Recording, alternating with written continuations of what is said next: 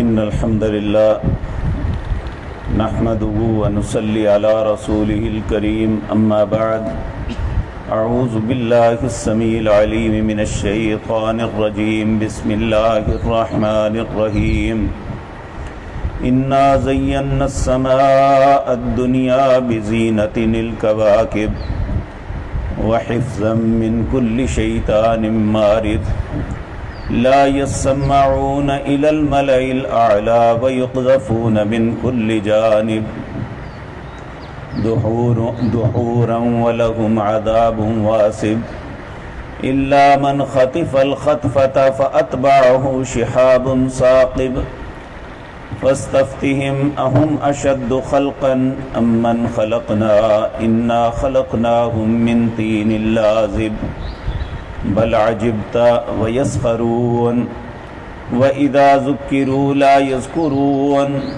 وإذا رأوا آية يستسخرون وقالوا إن هذا إلا سحر مبين۔ حضرات محترم،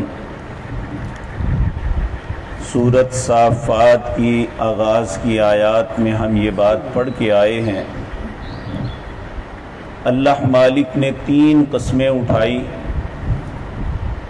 اور اس کے بعد یہ بتایا ان الہکم لواحد،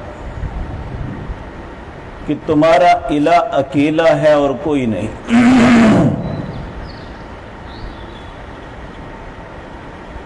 اور اس کے بعد اپنی ملکیت، اپنی طاقت، اپنی قوت کا اظہار فرماتے ہوئے اللہ نے کہا رب السماوات والارض، وہ آسمانوں اور زمینوں کا رب ہے، وما بینہما، اور ان کے درمیان جو کچھ بھی ہے، ورب المشارق، جہاں جہاں سے سورج طلوع ہوتا ہے ان سارے مشرقوں کا رب بھی وہی ہے۔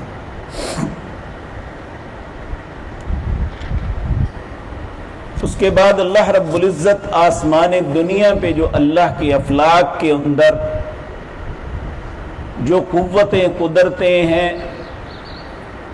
کتنے سیارے، کتنی کہکشاں ہیں،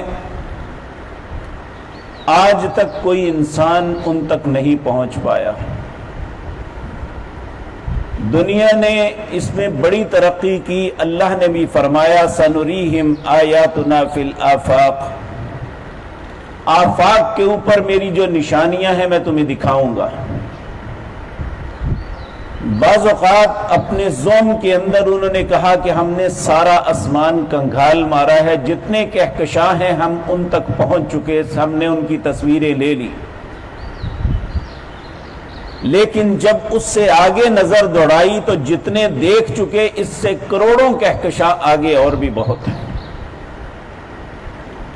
تو اللہ رب العزت نے پہلے آسمان کو مزین کیا ہوا ہے ستاروں کے ساتھ۔ شہروں کے اندر تو پولوشن اتنی ہے کہ آسمان کی وہ خوبصورتی اتنی نظر نہیں آتی۔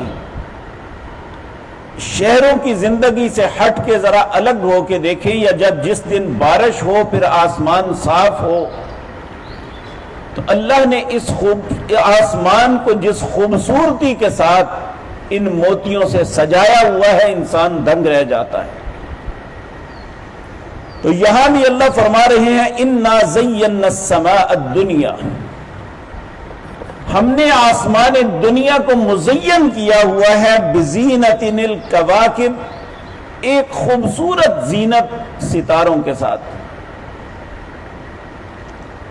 ستارے کیوں بنائے؟ ان کی پہلی بات تو یہ ہے کہ یہ اس آسمان کی خوبصورتی ہے۔ دوسرا وحفظا من کل شیطان مارد، ہر سرکش شیطان کو یہ مارتے ہیں۔ یہ کیوں مارتے ہیں؟ اللہ رب العزت اپنے ورکر فرشتوں کو دنیا میں کام کے لیے بھیجتے ہیں کہ تم فلاں کام کے لیے دنیا میں جاؤ، فلاں معاملہ کرو، فلاں اس طرح کرو۔ یہ شیاطین جو تھے یہ آسمان کے قریب جا کے ان کی باتیں سن کے اپنے شیطانوں کو بتاتے تھے آ کے.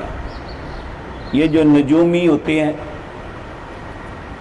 اللہ رب العزت نے قرآن میں فرمایا حل انبئکم علی من تنزل الشیاطین، اے میرے پاک پیغمبر آپ کو بتاؤں شیطان کن پہ اترتے ہیں؟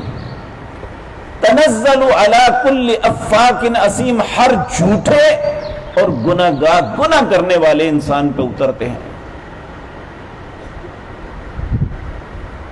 تو یہ شیطان جو ہے ان کی باتیں اچک کے لے کے آ کے لوگوں کو بتاتے تھے. جب نبی کریم صلی اللہ علیہ وسلم کی بعثت ہوئی تو یہ آسمان کی طرف گئے تو ستارے ٹوٹ کے انہیں پڑے. انہوں نے کہا کہ دنیا میں آج کوئی تبدیلی آئی ہے جس کی وجہ سے ہمارے ساتھ یہ معاملہ بنا. انہوں نے مختلف گروہوں کو مختلف سمتوں میں بھیجا کہ دیکھو دنیا میں کیا تبدیلی آئی ہے. تو جنوں کی یہ جماعتیں جو شرق غرب شمال جنوب اوپر نیچے دنیا کو کنگال رہے تھے، ان میں سے ایک جماعت جب مکہ کے پاس سے گزری تو نبی کریم طائف سے واپس آ رہے تھے. مکے حرم سے تقریباً 4 کلومیٹر دور ایک مسجد جن ہے، اس مقام پہ نبی کریم تھے کہ جنوں کی جماعت نے قرآن سنا، جس کا تذکرہ اللہ نے 29ویں پارے میں کہا قُلْ أُوحِيَ إِلَيَّ أَنَّهُ اسْتَمَعَ نَفَرٌ مِّنَ الْجِنِّ فَقَالُوا إِنَّا سَمِعْنَا قُرْآنًا عَجَبًا. جنوں کی اس جماعت نے قرآن سنا اور کہا یہ تو بہت ہی عجیب کلام ہے.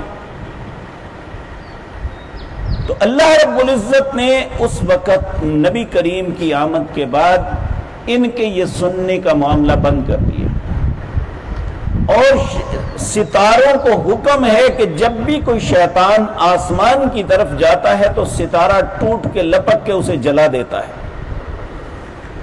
تو کہا وَحِفْظًا مِّن كُلِّ شَيْطَانٍ مَارِدٍ، یہ حفاظت کرتے ہیں ہر سرکش شیطان سے.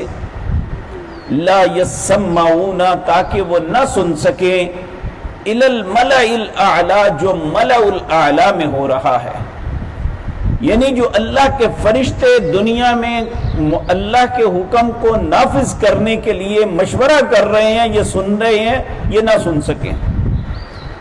وَيُقْذَفُونَ مِن كُلِّ جانب، یہ بھگاتے ہیں ہر جانب سے انہیں. دُحُورٌ وَلَهُمْ عَذَابٌ وَاصِبٌ، اور انہیں سزا دیتے ہیں، جلاتے ہیں، اور ان کے لیے ہمیشہ کا عذاب ہے. یعنی انہیں آسمان کے قریب نہیں پٹکنے دیتے. لیکن شیطان جو ہے اس کی زندگی کا مقصد یا انسانوں کو گمراہ کرنا یا کائنات کے معاملات میں خلل ڈالنا. الا من خطف الخطف، ہاں اچانک کوئی بات سن لے اور وہ بھاگے تو کہا فَأَتْبَعَهُ شِهَابٌ ثَاقِبٌ، تو اس کا پیچھا کرتا ہے شہاب ثاقب، یعنی ایک لپکتا ہوا ستارہ. اور بعض اوقات ایسا ہوتا ہے کہ وہ ستارہ اسے جلانے سے پہلے وہ دوسرے شیطان کو بتا دیتا ہے، تو پھر وہ اپنے شیاطین جو انسان ہیں ان کے پاس آ کے ایک بات بتاتے ہیں، وہ 100 جھوٹ ملا کے لوگوں کو بتاتا ہے. اور یاد رکھیں آج اخبارات میں میڈیا پہ ان لوگوں کو بٹھا کے قسمتوں کے حال آئندہ آنے والے واقعات کو پوچھا اور سنایا جاتا ہے اور لوگ اس پہ یقین کرتے ہیں. نبی کریم صلی اللہ علیہ وسلم نے فرمایا جس نے کسی عراف کو ہاتھ دکھایا اور اسے سچ جانا، اللہ اس کی 40 دن تک نماز قبول نہیں کرتا. اور وہ شخص ایسا ہے جس نے ابو القاسم یعنی جناب محمد الرسول اللہ کی نافرمانی کی ہے. تو بلکہ ان کی بات کو ہمیشہ جھٹلانا چاہیے، کیونکہ یہ شیطان کے پیغام کو آپ آگے پہنچاتے ہیں. تو کہا فاستفتہم اہم اشد خلقا.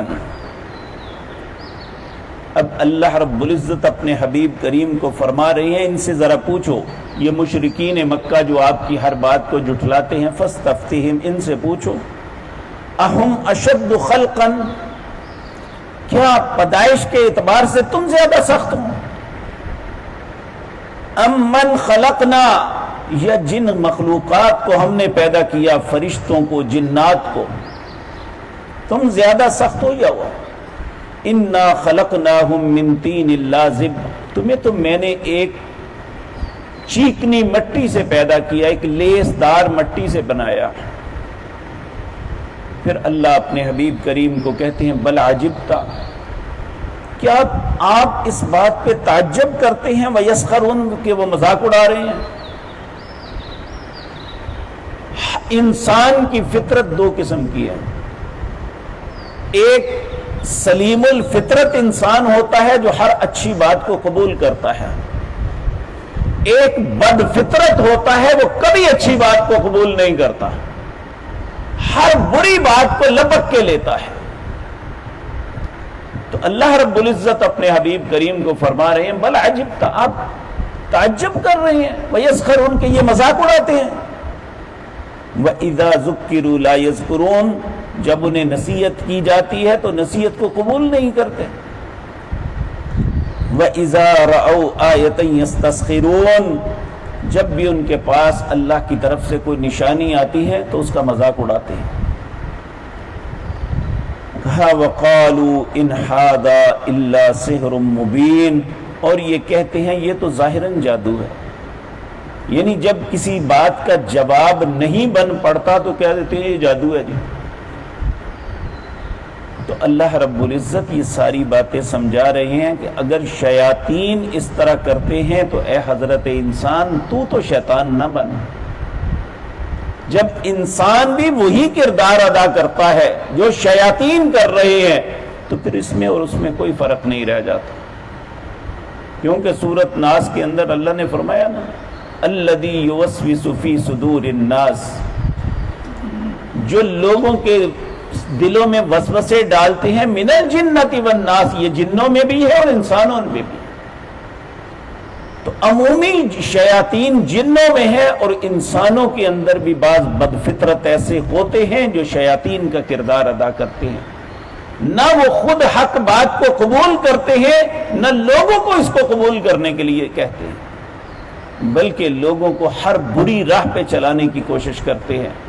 اللہ ہمیں شیطان چاہے وہ جنوں میں ہے یا انسانوں میں ہے، اللہ ہمیں اپنی پناہ عطا فرمائے اور ہر شیطان کے شر سے ہمیں محفوظ فرمائے.